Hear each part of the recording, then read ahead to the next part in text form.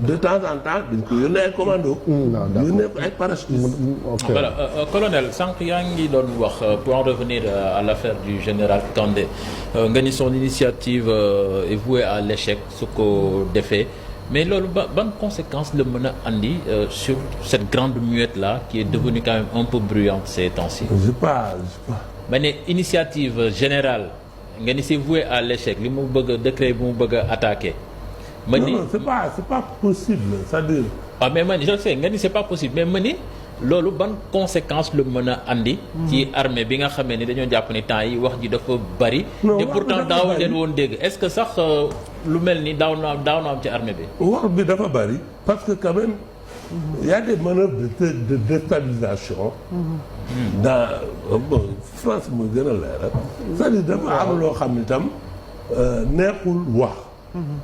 Sénégal dañu changer gouvernement dañu changer régime neex na ñu bëri Sénégal dafa am pétrole Sénégal dafa am ay ressources minières le gouvernement actuel il est en train de poser des actes yi c'est les Sénégalais qui l'ont voulu parce que Sénégalais ñoo leen votel du dëgg actes yooyu mais on a des ennemis on a des forces qui ne correspondent pas à nos normes yoo xam ne bokkuñu démb Africa Intelligence c'est un des journaux les plus puissants en Afrique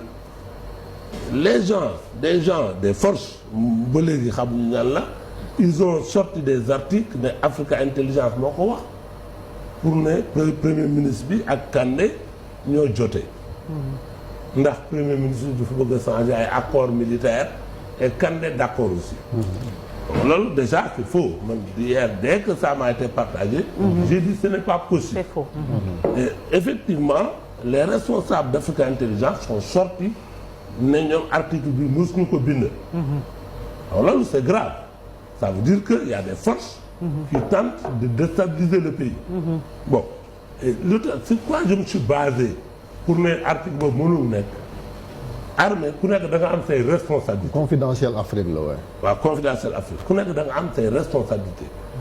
Kandé en aucun cas il est chef d'état-major de l'armée de terre du moom mooy la voix de l'armée. Il a des chefs. d'accord. du dëgg. il y a le ministre des forces armées. Le ministre il a une direction que j'ai dirigée pendant 5 ans la DIRCEL. toutes les études de l'armée foofu lay wàcc. toutes les études foofu lay wàcc lu armée bi xalaat foofu lay wàcc. xanaa colonel biy diriger foofu. qui est le responsable des affaires juridiques de l'armée et des études générales de l'armée xëy na mën na ne Sonko li mu bëgg a def on n'est pas d'accord. il peut le dire au ministre peut-être mais je vois. wala SEMGA bi wax ko parce que. wala SEMGA bi wala chef d'état-major particulier mais un chef d'état-major de l'armée de terre c'est pas sa responsabilité. bu fekkee da ko def c'est de l'indiscipline notoire. léegi su bañee obtempérer nag dem ci poste bi. ko affecté mënul nekk ba muy ñàkk bañ a obtempérer. man j'ai occupé des fonctions plus importantes que les fonctions de général Kandé. nekkoon na numéro 2 gendarmerie. j'étais numéro 2 de la gendarmerie boo demee dans l'armée. poste yi c'est hiérarchisé. y a le chef d'état amul sañ-sañu bañ. amul sañ-sañu ne du dem. bañ ma namee attaché militaire neexuma je commandé 9000 hommes comme Kandé donc am na loo xam ne c'est personnel. mën na la neex mën na la ñàkk a neex. bi ñu mën namee attaché militaire neexuma mais awma ci benn problème dogal. dama jël sama bagage sama valise dem nekk attaché militaire. mais attaché militaire mon colonel dañu wax ni da nga am rang de ministre conseil avec tous les avantages et afférents lan moo ci humiliant ba bu ñu ko defee ni ñu jàpp ne sanction la lan mooy problème bi. boo jëlee man newoon naa la nekk naa 2 fois attaché militaire. nekk naa ko Guinée nekk naa ko Italie. bi ma nekkee Italie attaché militaire pratiquement dama complexé j'étais un des rares colonels attaché militaire yëpp ay généraux la et un président de la République dafa soxla am ay capacité d'affectation ay capacité de manœuvre. prérogative am la ay prérogative amul benn poste dans l'armée wax naa la mën nañ jël tey un colonel nommé ko chef d'état-major rien ne s'y oppose. mais en ce moment le colonel man nekk naa au commandant second la gendarmerie bi may nommé au commandant la gendarmerie il y avait après 4 colonels de gendarmerie plus en 5 mois. mënuma leen commandé état bi da leen jël na yóbbu leen attaché militaire. exilé leen quoi pour nga mën a doxal yow. da leen mën doxal. mais état bi bu amul capacité de manœuvre yooyu du sotti. mais plus grave. le général qui vient d'être nommé chef d'état-major de l'armée de terre Maguette Ndiaye. il était où. moom nekkuloon Sénégal de. il était à l'inspection générale des forces armées. il était général. lu mu fa doon def. moo nekkoon inspecteur des armes. L'inspecteur des armes ça a toujours été un colonel. il a été le premier général inspecteur des armes. est-ce que du parce que fii tamit mooy li ñu wax étoile yi tamit. oui c'est-à-dire dañuy valoriser ay postes. oui mais je veux dire est-ce que étoile yi gars yi nekkoon ces dernières années. di ko séddale aussi. non moi je trouve déjà. moi gendarme. waaw ok mais gendarmerie rek. il y a 5 généraux dans la gendarmerie. il y a 30 000 hommes dans la gendarmerie. Voilà. 5 c'est petit quoi. C'est petit pour la gendarmerie. armée moom bari na ñu ngi armée il y a une quinzaine de généraux mais ñoom ñëpp ils ont des postes. mais le général Maguette Ndiaye là mais quand elle a nommé inspecteur des armes il a remplacé un colonel. est-ce que dafa ne non man fi poste colonel la man du ma fa dem. donc daal affaire de égo da nga koy jël teg ko ci suuf. il y a de l'égo man personnellement dama nañ ma attaché militaire j'étais pas.